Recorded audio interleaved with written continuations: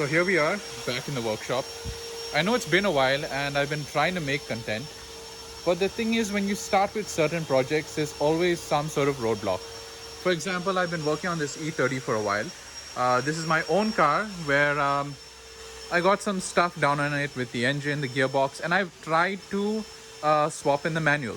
What I had to do was I had to make a linkage on the bottom for the gear shifter. I had to put in the clutch lines, the clutch slave cylinder, master cylinder, modify the pedal box to make it fit.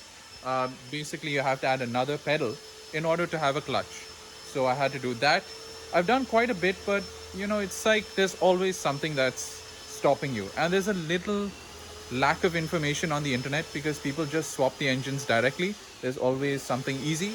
But in this case, I faced a few more problems like electricals aren't working. I think I kind of burnt some wires, things like that. So what I'm going to do is I'm going to get it as far as I can and then pass it on to somebody else to do. So what I'm going to do is I'm going to first have to fit basically the crank position sensor that fits over here. It's a sensor that knows what position the engine has rotated to. This one here has dots, and I have a sensor for one which has a cut and teeth. So that would be the crank pulley. So I'm going to have to swap the crank pulley, swap the sensor, and try to use that because I don't have the sensor for this engine. I have a sensor from another 6-cylinder BMW engine. So that's going to be the problem. That's going to be the challenge. So for now, what I'm going to do is I'm going to put back the steering linkage and get this car off of the lift because the priority is currently the Morsch. So I'm going to be doing that. But I'll be showing you guys what I had done to this car over the past few months. But it's been on the lift for too long, so I'm going to take it down and work on it later. So today we'll be working on the E30. I've been working on converting it to manual from automatic. We have to change a few parts. One of them is the pedal box. We'll have to add a clutch cylinder to that. We also have to add the gear shift linkage, something I've already done. I can show you guys what I've done.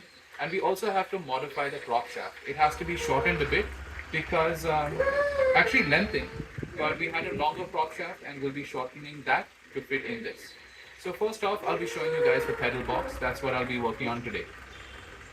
So here we have the pedal boxes of two cars. This one here is out of my automatic E30 and this one here is out of a manual. The differences are that the brake pedal is slightly bigger, so we'll have to chop this down, or we'll have to replace the brake pedal, and we'll have to add the clutch pedal.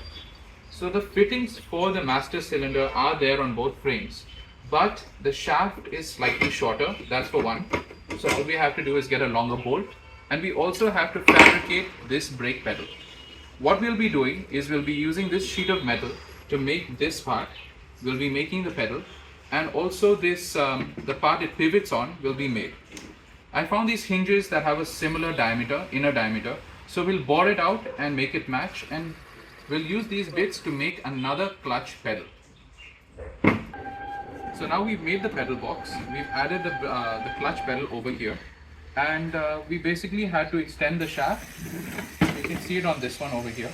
We've extended the shaft, we've added a clutch pedal, and we've added the clutch. So now all we have to do is reinstall it back into the car.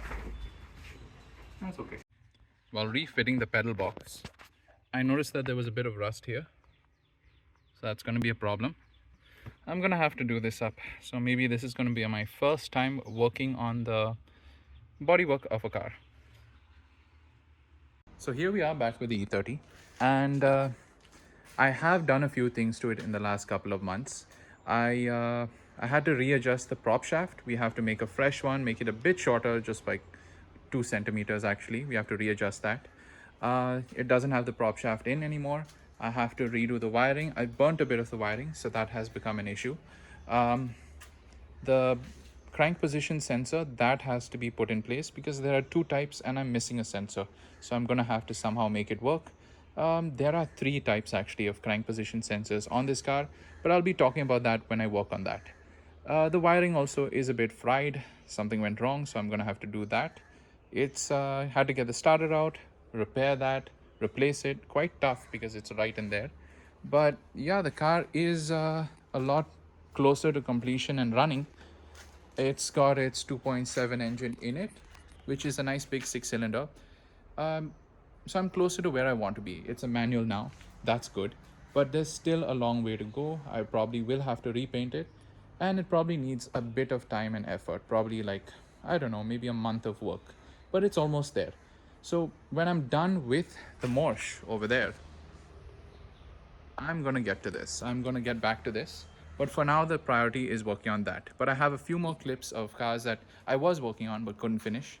So I'll try to splice those in when I can. But till then, we'll be completing the Mosh and getting it ready for our upcoming Classic Car meet.